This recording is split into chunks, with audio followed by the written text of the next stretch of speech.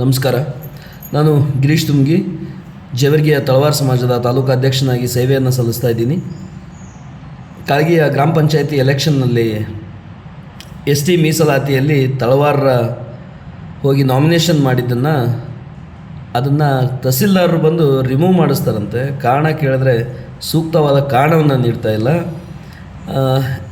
ಈ ಥರದ್ದೆಲ್ಲ ಮತ್ತು ನಮ್ಮ ಕಲಬುರಗಿ ಜಿಲ್ಲೆಯಲ್ಲಿ ತಳವಾರಿಗೆ ಎಸ್ ಟಿ ಸರ್ಟಿಫಿಕೇಟ್ಗಳನ್ನು ನೀಡ್ತಾ ಇಲ್ಲ. ಇದಕ್ಕೆ ಮೂಲ ಕಾರಣ ಯಾರು ಅಂತಂದರೆ ಮಿಸ್ಟರ್ ಪ್ರಿಯಾಂಕ್ ಖರ್ಗೆ ಸಾಹೇಬರು. ಯಾಕಂದರೆ ಒಂದು ಕಡೆ ಬೇರೆ ಕರ್ನಾಟಕದ ಬೇರೆ ಜಿಲ್ಲೆಗಳಲ್ಲೆಲ್ಲನೂ ತಳವಾರಿಗೆ ಸರ್ಟಿಫಿಕೇಟ್ಗಳನ್ನು ಕೊಡ್ತಾ ಇದ್ದಾರೆ, ಅವರಿಗೆ ಏನು ಸವಲತ್ತುಗಳಿದೆ ಆ ಸವಲತ್ತುಗಳನ್ನು ನೀಡ್ತಾ ಇದ್ದಾರೆ. ಕಲಬುರಗಿ ಜಿಲ್ಲೆಯಲ್ಲಿ ಮಾತ್ರ ಈ ಸವಲತ್ತುಗಳು ಕೊಡ್ತಾ ಇಲ್ಲ ಅಂತಂದರೆ ಅದಕ್ಕೆ ಮೇನ ಕಾರಣ ಮಿನಿಸ್ಟರ್ ಆಗಿರುವಂಥ ಪ್ರಿಯಾಂಕ್ ಖರ್ಗೆ ಸಾಹೇಬರು. ಪ್ರಿಯಾಂಕ್ ಖರ್ಗೆ ಸರ್ ನಿಮ್ಮ ಹತ್ರ ಒಂದು ಮನವಿಯನ್ನು ಮಾಡ್ಕೊತೀವಿ. ಅದೇನಪ್ಪ ಅಂತಂದರೆ ನಮ್ಮ ತಳವಾರ ಸಮುದಾಯದವರಿಗೆ ಸೂಕ್ತವಾದಂಥ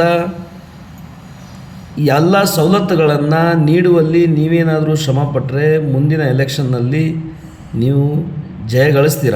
ಯಾಕಂದರೆ ನೀವು ಎಲೆಕ್ಷನ್ ನಿಲ್ಲುವ ಸ್ಥಳದಲ್ಲಿ ಅತಿ ಹೆಚ್ಚಿನ ವೋಟ್ರಸು ನಮ್ಮವರಿದ್ದಾರೆ, ನಮ್ಮವ್ರ ಓಟ್ನು ನಿಮ್ಗೆ ಹಾಕ್ತಾರೆ.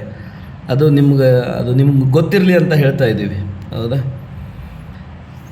ಕೇವಲ ಗುಲ್ಬರ್ಗಾದಲ್ಲಿ ಮಾತ್ರ ಸರ್ಟಿಫಿಕೇಟ್ ನೀಡ್ತಾ ಇಲ್ಲ, ಕರ್ನಾಟಕದಾದ್ಯಂತ ಸಂಪೂರ್ಣ ಎಲ್ಲ ಕಡೆ ಸರ್ಟಿಫಿಕೇಟ್ಗಳನ್ನು ನೀಡ್ತಾ ಇದ್ದಾರೆ.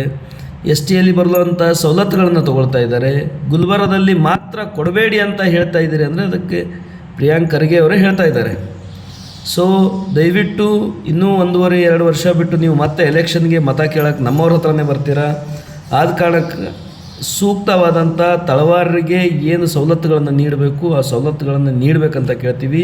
ಹಾಗೇ ನಮ್ಮ ಸಮುದಾಯದ ಎಲ್ಲ ಹಿರಿಯ ಮುಖಂಡರಲ್ಲೂ ನಾವು ಮನವಿಯನ್ನು ಮಾಡ್ತೀವಿ. ನಿಮ್ಮ MLAಗಳ ಹತ್ರ ಕೇಳ್ರಿ, ಇದನ್ನು ತಳವಾರದ ಒಂದು ಬಗೆಹರಿಸ್ರಿ ಅಂತ ಹೇಳ್ತಾ ಇದ್ದೀವಿ.